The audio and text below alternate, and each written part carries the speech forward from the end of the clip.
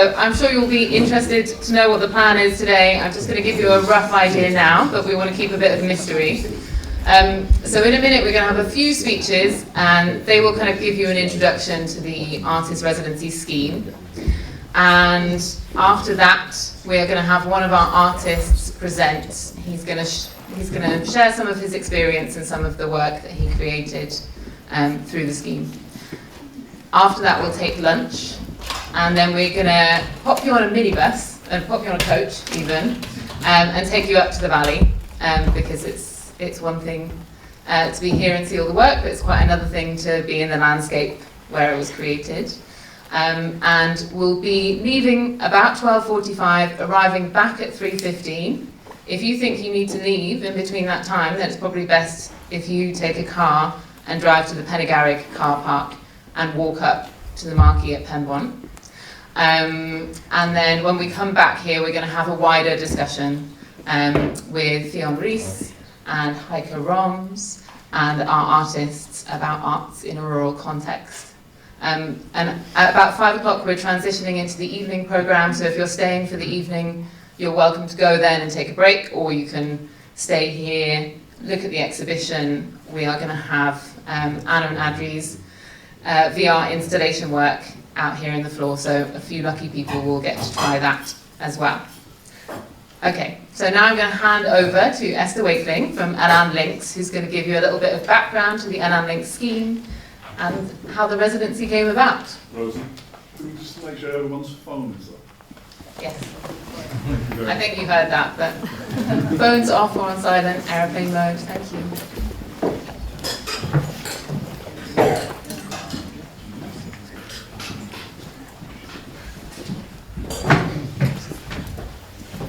Everyone. It's lovely to see so many people.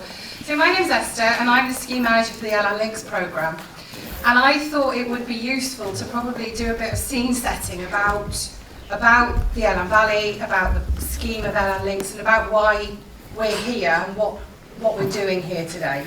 So the Elan estate is an estate that's owned by Dros but is managed by Elan Valley Trust on a very long lease. And it amounts to around 220,000 hectares, or about 1% of Wales. That's a huge area, and Elan Links was set up as a 6-year lottery-funded programme. 6 years ago now, we have 3 months left to run of project delivery. And it was set up with 26 interlinked projects that were looking at the environment, looking at the landscape, looking at culture and the heritage of the area, and the residency programme was one element that was inside those suite of 26 projects. Now, the Elan Links was to celebrate really the unique landscape that is the Elan Valley and the wonders of the Victorian engineering that has made the landscape what it is today. We've got a very vibrant community of tenants, of town residents, employees and visitors, and Elan Links was established to bring those people together, to have a conversation, to celebrate the area. Back in 2015, there was a residency programme called Cath Allan, which ran and was very successful, and that provided kind of the idea or the catalyst for what has become the residency programme through Elan Links. That residency programme has been running for 6 years. We've had 2 residents every year for 6 years, and we've had 2 creative fellows in that time as well. It was designed to encourage creative research that would inform heritage management and develop an understanding of the environment by creating conversations that were outside of the normal conversations about land management and heritage. It enabled people to engage in creative issues, creative ideas, and to engage with the artists.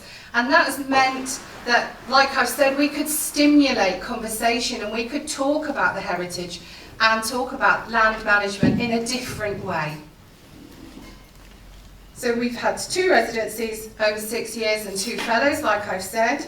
and the legacy of Elan Links and what we will go on to do. We've entered into a Creative Nature Fellowship partnership with NRW, the National Trust and Arts Council Wales, and that will leave a lasting legacy of the Links residency programme as it's been established and run over the last 6 years. And that really sets the scene for why we're here, what this event is all about. And I will hand over now to other colleagues, to Cath from CARAD, who will talk a bit more about art in a rural context and about the partnerships that we've had and how the residencies have run. Thank you.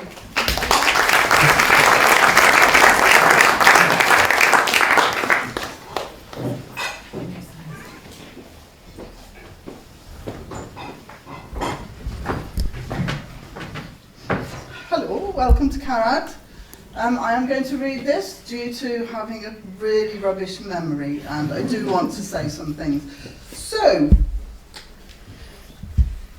many of you will know that we've been expanding and redesigning the museum. Some might not. It's taken nearly 3 years to do the building work, to put a new floor in and design and build the galleries. And this summer we were able to open just for guided tours.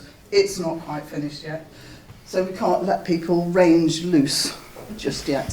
So one of our displays is about dark skies, and the Elan Valley is a dark sky park. And light pollution is a problem. It's got a negative effect on our lives, on the bodies of plants and animals. It disrupts our hormones. But most of all, it means that we don't get a sense of awe and wonder at the beauty above us, of our place in the universe, or of the fragility of our home planet. And one of the things which struck me is how many visitors have never seen the Milky Way, or saw it last when they were 5, if they were even older than me. And it made me think about what that meant and about how much they've missed. So our forebears shaped the landscape and their beliefs because they looked at the stars and the planets. And that rich tradition of stories and myths that the Milky Way inspired is now inaccessible to many. But what you don't know, you don't miss. And you put up with the negative health effects because you don't know what they are. Over the past decade or more, cuts in art spending, bear with me, this is a bit of a leap, cuts in art spending in this area have not just removed a large chunk of income from the economy, but have taken away the experience of the arts from many people's everyday lives and from local culture. The immediate effect of those cuts was that many creative people moved away to get work. Of those who couldn't, some got ill, some took to drink, some stopped working or ended up in the sorts of jobs you might do as a teenager, because let's face it, an arts qualification isn't brilliant if you're mid-career and have no other qualifications for life in a largely tourist-based economy. Some people went underground and still did the work for themselves, but without the external validation, which is so essential for many practitioners. Some hung on doing workshops with support from organisations like CARAD and Celfydd Gwmpas or the Mid Wales Youth Theatre. CARAD regrouped and we became a volunteer-led organisation. We created or hosted around 6 exhibitions a year in our gallery, all of which had an arts component. Some we generated here, some were touring exhibitions, and some we worked on with national and international artists. Despite that, for most people, the arts in this area had become largely irrelevant, and once they'd gone, they became easy to dismiss as non-essential, easy cuts by those in government who don't see their value, to those too caught up in the routine struggles of daily life to care. So I'd like you to consider, because many of you will come from cities, what it's like to have no easy access to the arts, or to do anything that represents yourself or your culture, with no outlet for your own creativity, because your voice and your creativity isn't valued. A society without the arts has no one to tell its story in an accessible way, no one to reflect back its culture, and a diminishing sense of a shared culture. There is no sense that that culture is worthwhile, or that it has something different to offer to the wider country, something that would be of benefit for everyone to hear and to see. There is no one to drive innovation, because why would young people come back to jobs here or create jobs here when in a city they can have access to music, museums, galleries, cinemas and events, even with today's reduction in funding? No arts activities also gives no reason for people to stay in the area, or for businesses with professional staff to move here and bring their expertise and new jobs. And the quality of life is worse. No arts, it does get more cheerful than but it's a point I'm very passionate about. No arts means that people's children don't learn as well, don't develop as fully, don't reach their potential, they don't learn creative thinking, they don't open up new businesses, they don't learn to see potential, and they don't learn to see differently. Some don't know where their creative tribe is and suffer as outsiders in their own community. The creative learning scheme in schools, however good, does not replace the decreasing numbers of specialist drama, music and fine art teachers who can make such a difference to children and ultimately to the economy. And until recently, no local schools were even in that scheme. And economically, it doesn't make sense. Every pound spent on the arts delivers back between £6 and £9 of income coming into the area. Creativity in this area had become invisible. So, to have this residency programme, and particularly to have artists back working visibly in our community, has been wonderful. It has been a real privilege and a joy to see them work and to see the effects on different communities and individuals. It has been like watching water being poured onto a thirsty plant as other art initiatives also started again. I have seen local artists inspired to restart their practice and begin selling their work. Others have been encouraged to make their practice public, to feel that it's a valid career path. Some people have started to take their own work seriously, even if not as professional artists. The contribution of residencies to a local creative culture has been part of inspiring the creation of a network of artists and galleries to open, giving individuals somewhere to show their work again. And this has had an effect on the wider country. Local artists have used their voices and work to raise issues to do with climate change, recycling, sustainability, fast fashion, the state of rivers, and to add their unique voices to national debates and protests. And the arts are particularly suited to the work of mediating ideas and making them accessible in a time when we will all be faced with difficult choices going forward.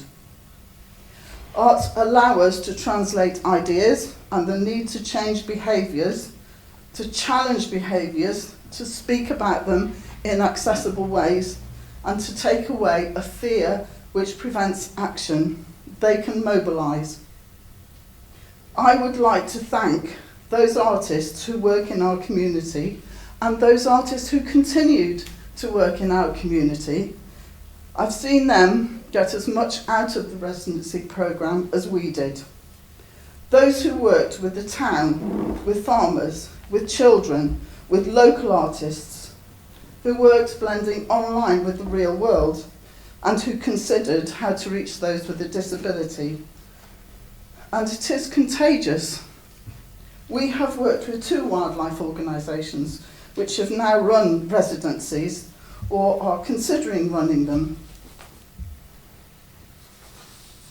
They want to work with artists because they have seen how effective they can be as communicators between people with entirely opposite approaches and ideals. So we all know that the arts have a profound effect on people's mental and physical health, and quite rightly, that work should be funded, preferably with professional artists running them. But the less tangible aspects of artists working in the community and creating their work should also be funded, because they can move ordinary people to great things, and we need people to do great things. We need the state and the governing institutions to be patrons of the arts again, not just in areas which have a density of population. We need artists to work in this area to translate what they see and experience here to those who have lost their wild places and who have lost sight of the Milky Way, the river of dreams. We need them to show us our place in the universe, the fragility of our home planet, and give us back a sense of wonder at its beauty. We need artists to create new myths and stories.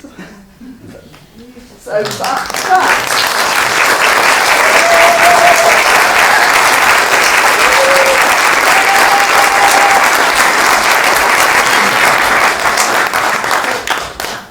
the reason my voice was so wobbly is because that's the main. It's been wonderful just having that creativity and seeing that mobilisation of ideas.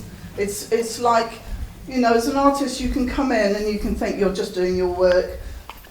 If you work with a community, you know, you might think you've touched 2 or 3 people, but actually that work of osmosis is really important. So I hope you enjoy the rest of the day, and thank you very much.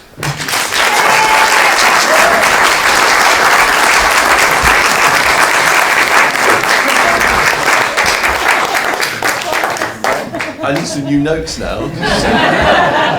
I can't really follow that in the same way. I am going to start by giving a big shout out to CARAD, because we had to change venue at the last minute. So Rosie has been completely frazzled, and CARAD just pulled out all the stops yesterday to put this whole thing together. So thanks for that, guys. I'm Simon Fenoulhet. I've been one of the project managers along with Richard Powell. We've been helping artists to achieve their projects whilst they've been on site. And so today, it's quite straightforward. It's an opportunity for you to see some of the things that they've been doing. But the other thing we realise, although we feel like we've built this community of artists, a lot of them don't know each other. And I'm really delighted so many artists have come here today to reconnect with us. So I really hope you find the time to meet each other and share those experiences. This idea has its roots a long way back, 2010, 11, I think, when Chris Kopok, who I can see there in the audience, wrote a report that was about the idea of a residential centre for the arts in rural Wales. And I think that's a really important idea, and it's the ideas in that report are some of the building blocks of what we've been doing. And so I hope that you see some of the thinking in that report reflected in the work that we've been doing today. And I've also seen David Alston here today from the Arts Council, who was instrumental in forming that partnership with Elan Links, whenever that was, maybe 8 years ago that was formed. Yeah. And along with CARAD and the Elan Valley Trust and of course Welsh Water, I really hope that they want to carry on doing this, because this is very valuable work. And I think we should see this, yes, it's the end of Elan Links, but maybe there's another iteration to come, another version of this project we can do. So I did one of those pilot residencies back in 2015, and getting to know the site it's a complicated site. I was in awe of those Victorian dams when I first came here, and it took me a while to realise that they're not an imposition on the landscape. They form the landscape because this is a water catchment site, and the fact that the dams are there means that it's managed in a very particular way, so you can't separate the two things. But it's a site with lots of different sorts of landscapes. You know, there's ancient woodland down in the lower part of the valley. When you get on the hilltops, the view opens up and you can see literally for miles uninterrupted views because you're above the tree line. And this landscape attracts lots of different people for different reasons. You know, obviously you'd expect there to be walkers, mountain bikers, bird watchers, but we get CB radio enthusiasts. We get people, weirdly, in high-performance cars who drive around the site and stop to take photographs of themselves. I recommend you follow the Elan Links hashtag, and you just get a glimpse of the numbers of people who use this site for different reasons. But if you're a resident artist in Pennegarry Cottage, all those people go away at nightfall, and you're left in that house with your thoughts and your reflections, and that's really what this residency is about. It's about that time for the day's discoveries to settle in your mind, and for you to you've got time apart from television, internet, and in my case sometimes even electricity. You've got time to kind of think in a more uninterrupted way, which in modern life is actually quite unusual, I think. And that's when I think artists get to ask themselves that question about the thing about the Elan Valley that's particular, the thing that they're interested in, the thing that they want to explore.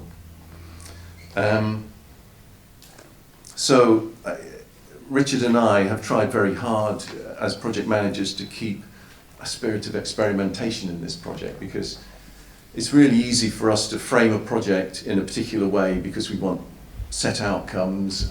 We could have made a project that focused on climate change or sustainability. We didn't need to do that because those are the very things that artists want to talk about. Artists want to talk about our relationship with nature. So I think as much as anything, it's about trusting artists to find the subject matter for themselves. I should point out that we've had two very different kinds of projects. We've had, I was going to say 11, it says 11 on here, residencies, but because Gwenny is our current artist in residence. So it's 12 residencies. Plus we've also made a relationship with Midland Arts Centre and Aberystwyth Arts Centre to have artists who've been able to work both on this site and with those arts organisations. So that's been a more recent development. It's been very welcome. But we've also had 2 fellowships, and the fellowship artists have been able to work here for 6 months. And that is a big investment. It's a big investment of resources.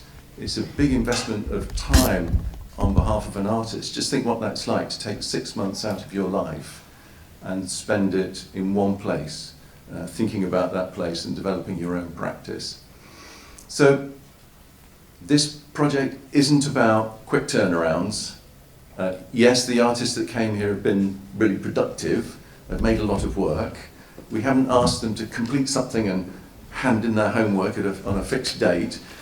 It's much more that they get to know this site, and with a number of the artists you'll meet today, they're still working with the project years later because of those experiences feed into their practice. So as an investment, it's really important for artists at a particular point in their career that they're able to work here.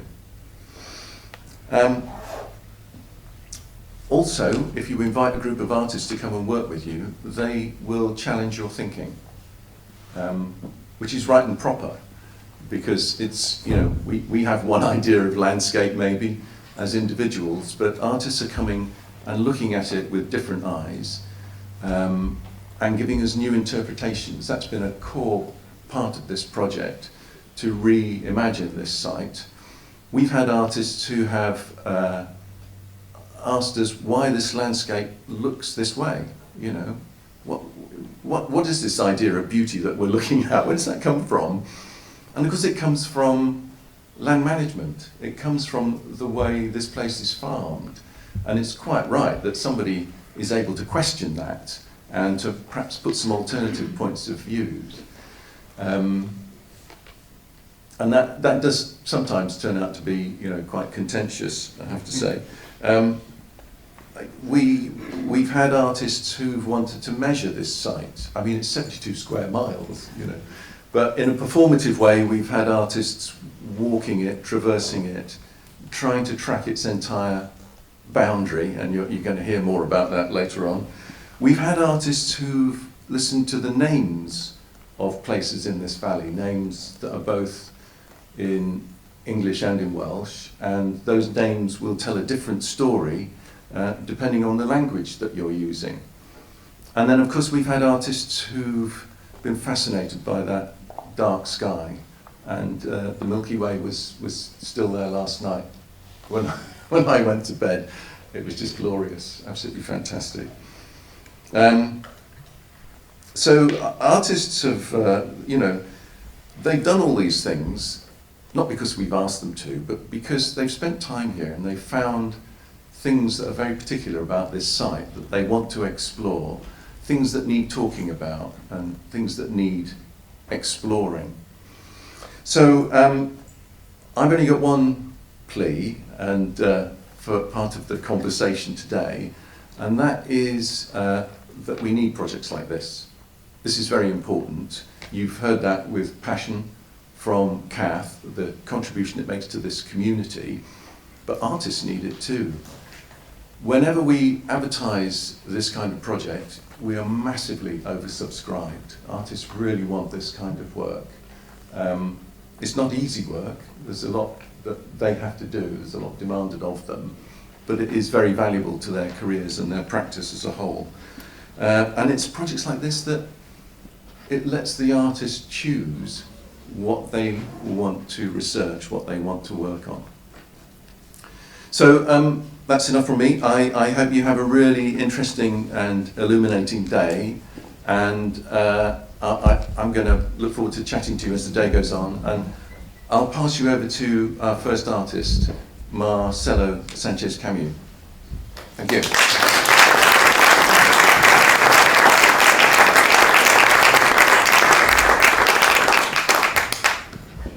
Hi everyone.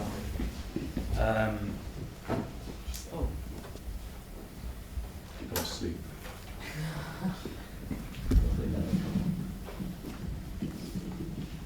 I'm gonna stand down here because I've got a Sure. slideshow. Do you want to stand out of the way, Martin? You happy with that? As long as it's not shuttering you. It's got the shutter on the projector. That can go off to one side. So. Do I need to do something to get that on? It's the shutter is on it, James, is it? I opened it. No, he's open there. Oh, right, It's okay. Yeah. Like stuff. Make sure that's not covering your face.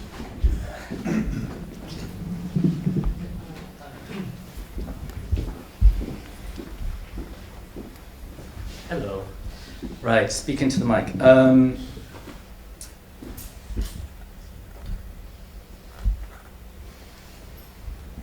I'm slightly reframing what I was going to say, given the introduction, and I feel it was very emotive, and I feel very honored to be here. I think I was the second artist in residence, so that feels like both a really long time ago, but also really nice to see that I'm part of a community of practice. I'm just gonna look at my watch to keep time. I'll talk a bit about myself and a bit about the journey of the residency to contextualize it, and then I'll talk about the work. If there's text on these slides, you don't really need to read it, and they're there because it was slightly rehashed from another slideshow. My name is Marcelo, and I come from my parents are Latin American, they're from Chile. And as many of you might know, there's a very big Welsh community in Patagonia, so I was born in the States where my parents migrated to, and I've lived most of my adult life in the UK. I'm a naturalized British citizen, and I'm very interested in site-responsive work that is socially engaged and active citizenship. And I talk about that because that finds its way into how I engaged with the residency and in the work that I created, and in my understanding of landscape and people in that landscape.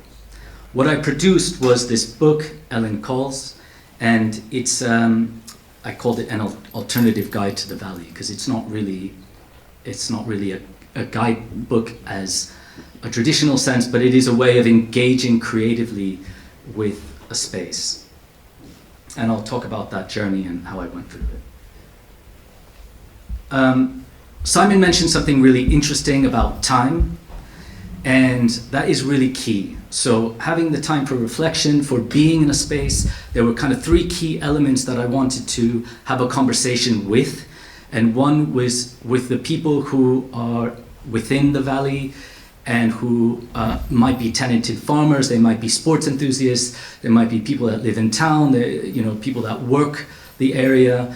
That was one conversation. The other conversation was to attempt to channel the voice of the natural landscape itself and how that could be personified.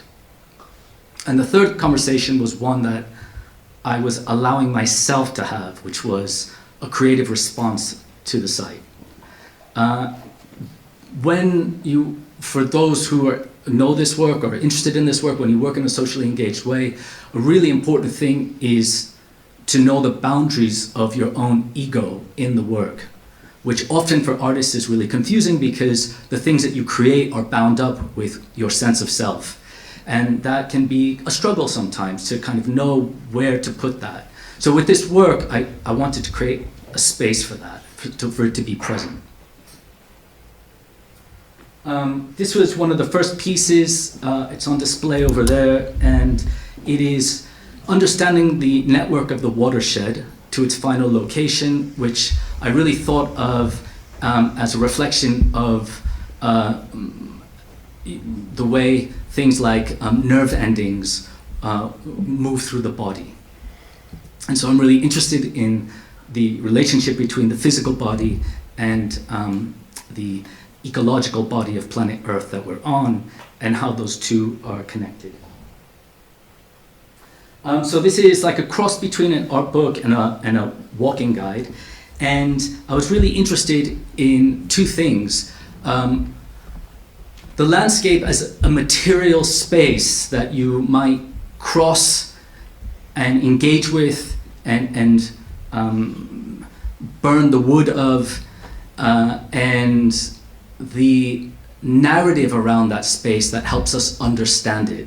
Psychogeography informs a lot of my work, and the stories of what a place is are as much the place as the geographical location or the architecture or the streets that we cut through it. So both those things define what a place is how we understand location. And I wanted to be able to find that into the book. So it was about how I creatively explored that landscape through creative writing, spoken word, and visual art. And that's a big part of my practice. I think those kind of elements end up becoming a type of performance installation. I term my work applied live art, and I mean by that is that the actual art form unfolds through participation, which I will talk about a bit later with the book itself. So one of the entries in the book was about how do you navigate this landscape. and who do you work with? And this was a map that was designed by TJ Hafid, and working with a local artist was really important for me to be able to bring that voice directly in. And he proposed this map, and because I live in London and I have lived there most of my adult life at this point, and he saw this as a homage of where I was coming from, which was interesting because I would have never chosen that, because I would have not wanted to put myself that way. But actually, I found that a real gift that he gave me to allow me to be included in that way. Now, to design that really was a series of thinking about the roots that come in and out and bring you through. And so I'm showing this because there's so many pieces in there that have a real collaboration and design thinking that are the background to the work that you don't always see. And I put it there on display, and I still have a few books left that I sell online. Part of that journey in was looking at these Victorian drawings, which we can call tickle, but I also think tickle is a great way to name him anyway. And I wanted to find that location, so that was my inroads to the area, was to find the locations where these Victorian drawings were done, to stand in that exact spot, to understand that spot from a contemporary lens while looking at history and looking at the future, and make interpretations. And one of the things that I found really interesting about this spot was that this tree, it's not the same tree, but it would be offspring from that original drawing, is in the same spot. And I think there's really beautiful ways that landscape has regenerated, which I will talk about in future slides as well. I was also interested in the floodlines. So this is an artwork called Floodlines, and in looking at these Victorian etchings in terms of where they are today and where the floodlines are. And that will find its way throughout the book as a way to kind of bring you through the site.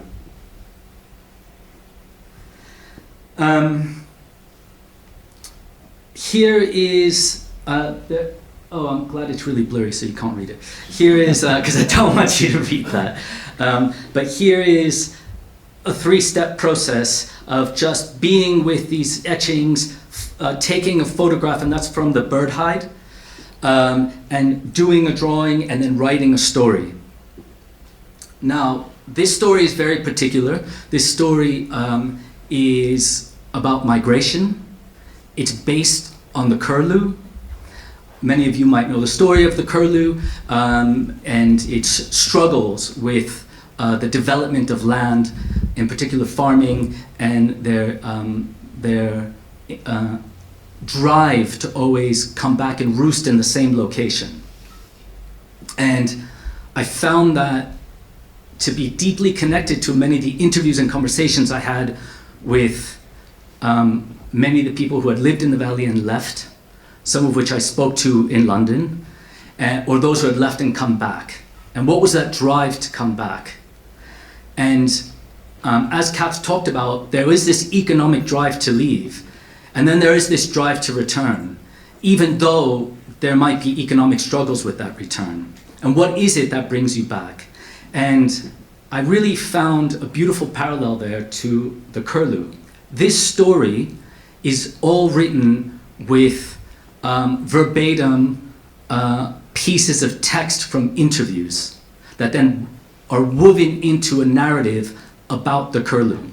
So the invitation is, for example, to come here and sit in the bird hide, and you look out and you see this space, you know, with, this doesn't have the flood line because it's the original drawing, but it would have the flood line like I showed you in the earlier one, with this story of migration based on the curlew, but really based on people's stories. And that's the kind of relationship to the site and to the people I met that then find its way into this piece of work that is the intention that it speaks about the land, it speaks about the people, and it brings a type of poetry to the site.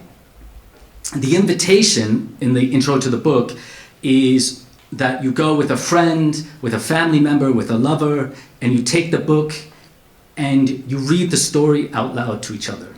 So we did that at the book launch. and we went on site and we read it. So when we go on site and we have some music performances, I will do a reading or two wherever we are, and I'll kind of improv that. I was really interested, there's a piece in here that I didn't put in, but I was really interested in the mystical as well.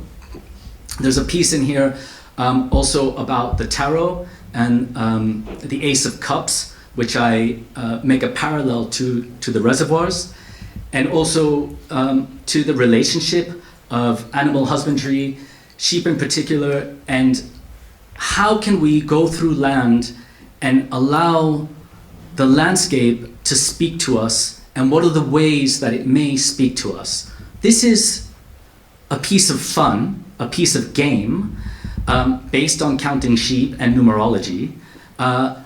Does it matter if numerology is real or not? No. Does it matter if you believe in tarot or not? No, it doesn't matter.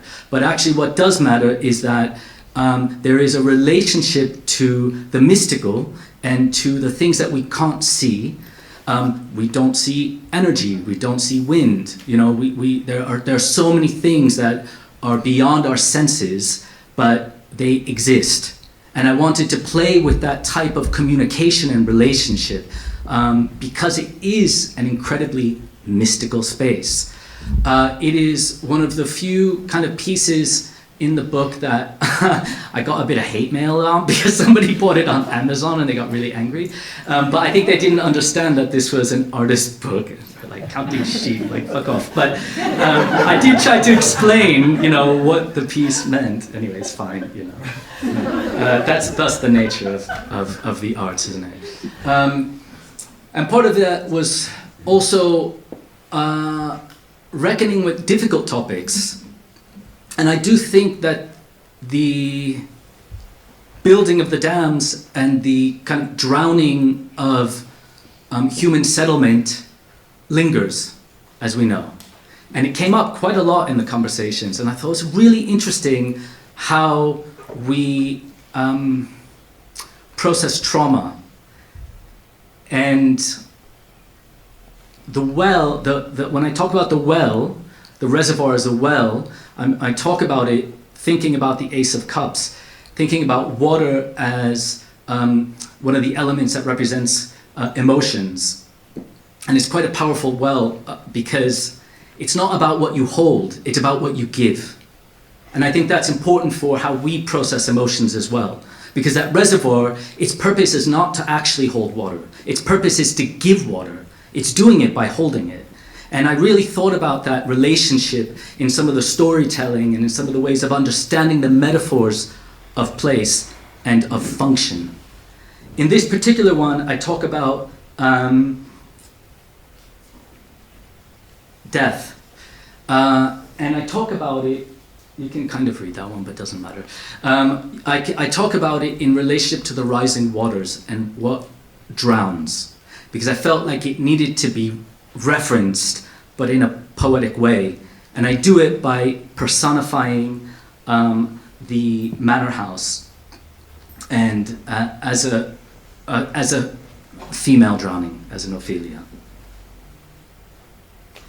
I was also interested in the history of Wales at the crossroads. And I was really inspired by quite a strong resistance culture to colonization, and what does that mean over centuries. Coming from a country, I was born in a country my parents weren't from, I settled in a country I wasn't born in, and I come from a background of migration, as you can see. So I am South American, I've done my DNA, it's a whole other project if you're interested in, I can talk to you some other time, but I'm really interested in the blood that flows through, and I did that by an analysis of the grasslands. Because I wanted to look at which of the grasslands came first, which of the grasses and the species of grasses came first. and which came second, and which came third, and which were invasive, and which weren't invasive, and how do we understand that landscape? Because actually, the migration of those grasses is very similar to the migration of people. It's very similar to how people shift and move around the earth. And so I wrote this story about the grasslands tribes, but it's based on a historical narrative that I studied around the movements of peoples through Wales, tribal. So I sort of made this parallel between types of grasses and when they moved through, and tribes of people and when they came through, and then I wrote this story, and that's what it means. I also went on this journey where I've got a little bit of time I'm going to save at the end in case anyone has a burning question, but I'm going to avoid that. Any questions and nobody says anything moment. So I also went on a journey of going from where the water source ends, the reservoirs in Birmingham, to the source. And I don't know, I mean, many of you might have seen this, but you might not have. This is really interesting. I stayed with my friend in Birmingham. She is a fantastic woman who's raised 6 kids on her own, and I got to ask them about where their water is from, because it was part of my research. I went to stay with them, and I started there, and the kids were really funny. The things that they said were hysterical. One of the little ones said Japan, which I thought was wonderful. And I felt really jealous because the water is so good there, and it's not particularly good in London.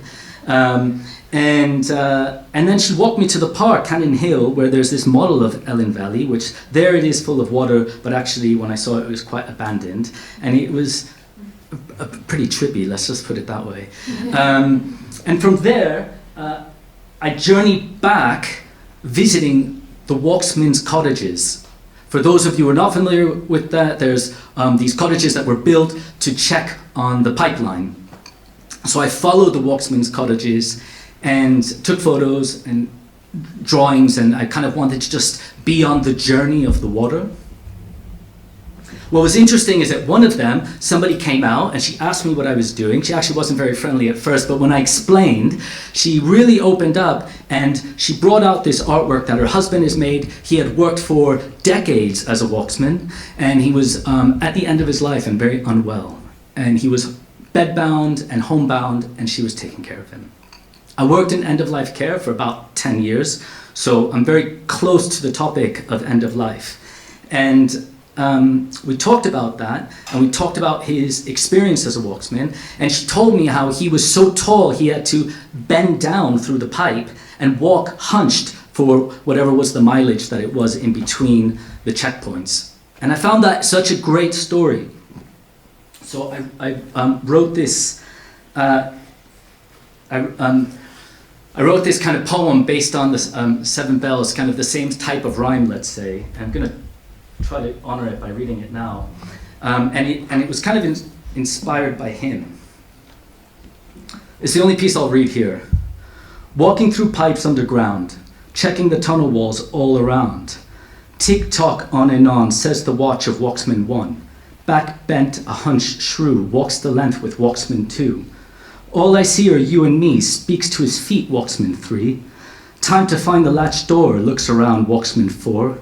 How many are kept alive, ponders deeply, Walksman 5. Over 1 million are kept fixed, just after the path of Walksman 6. Now the gates of heaven reach out to greet Walksman 7. Here comes the exit, back to fresh air. Here comes the waters, filling taps there. From Powys to Frankly, each 7 Walksman's house spans 73 miles, with some left to douse. It's a piece of fun, but it's an homage to somebody who spent a majority of their life as a walksman. You wouldn't know that when you buy the book and you see it, but I feel like these are the kind of maybe juicy bits that I can share at a presentation.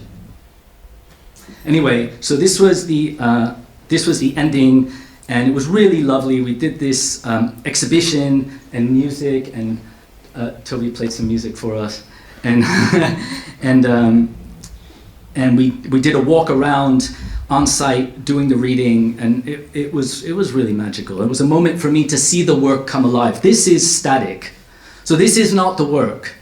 It is, and you know, you can have the book, but the work is being on site, reading it, looking at it, and just maybe going into that metaphorical space and place. And somebody asked me earlier, how has the residency impacted your work? And I was like, oh, that's all right. Let me think about that one. But it's a good question. Actually, it is in the slides, and is an opportunity to maybe talk about that, because earlier when I talked about my relationship to migration and active citizenship, one of the things I'm really interested in the Commons, which is really a fantastically British institution, and you know, I'm one of those people that and I really, really like living here. I love the problems that we have. I love being involved in how we engage with the way that we structure our understanding of self. And so this residency helped me understand land management and relationships to the natural environment in a way I just wouldn't have been able to had I not done it. Nature is like, and I go wild camping and I cycled across the country, I do all that kind of stuff. It doesn't mean I understood the human relationship between boundaries. And that was really important, and I shifted my understanding of things. There's just some cool quotes about the book, but whatever. And this is a piece that I have now, and I think is really important to, it's not based on this, but it is influenced by things like the dark skies and the stars, and really thinking about that, how you place things not just here, but over there. There's a piece in the book that is about putting Elan Valley on the moon. And so I just added this morning because I wanted to just show how this has brought me to ways of thinking about work now. And this is just like a self-mentoring tool, but it is based on 100 stars. And also, this is my studio. So my personal website is above, and that's my studio site, and you can read that. But I have these prints and the book for sale. There's not many left, but people buy them. And somebody in Sheffield just bought one. I have no idea why. I send them off. And I think that's interesting. Like, I am curious. I never get feedback, you know. There's some good reviews on Amazon, but that's nice, you know. But I don't really know where it goes. And I think that is an interesting thing, because one of the things that when I came to do the residency, to the interview, which by the way was probably the biggest interview panel I've still had in my life, I talked about knowledge production and knowing a space. How do we know, and how do we build knowledge? That's what I was interested in, and it's part of the reason I did this book. And also, how can something like this help say, hey, this space exists? So that's still happening, and I think that that is kind of a win out of this project. I think that's my last slide. Yeah, that's it. So, thank you.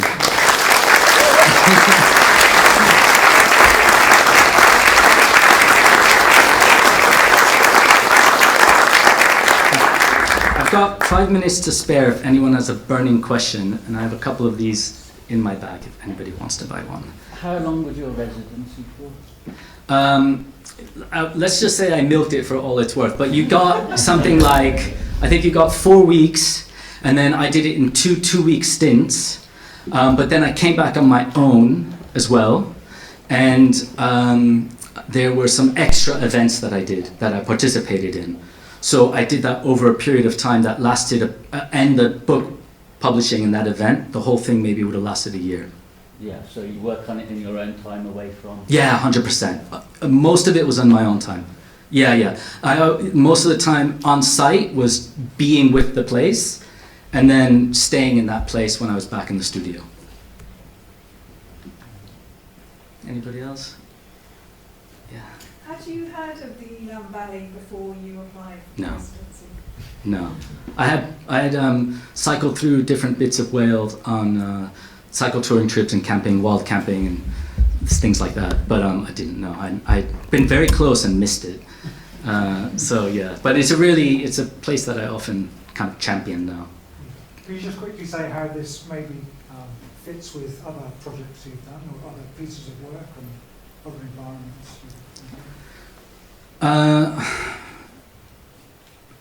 Well, I would say the methodology is really similar. The way that I work is really similar, but the output is different.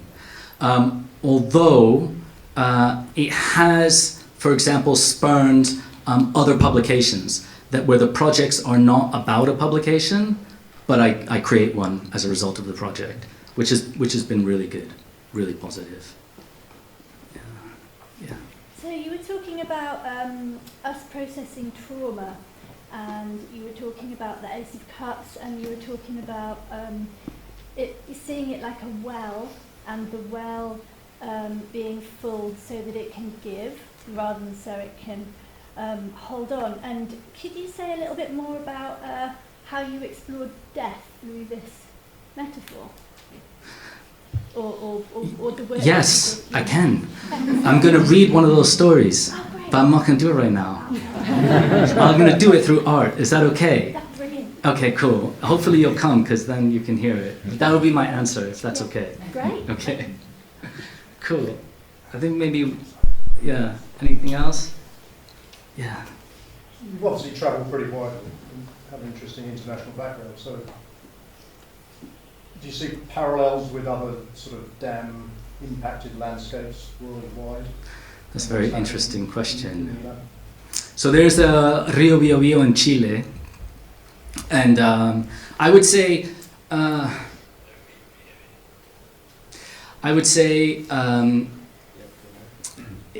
the comparison that I can talk about with that project, which is, it's not a project, with the work that I did at Rio Biobío, which was around displacement of communities and impact on nature. So those are like the two main things. I think that's recurring everywhere. I mean, you can see what just happened in Libya. One of the things that is similar is the effects of colonization and the relationship between England and Wales, and how this in particular exemplifies the tensions of those relationships. And I would say that it's very, very powerful in Latin America. I mean, it's in some ways we are a product of and struggle with that. We're not even post-colonial, I don't think so. So I think politically that's the similarity that I would pull. Yeah. Yeah. Cool. All right, thank you.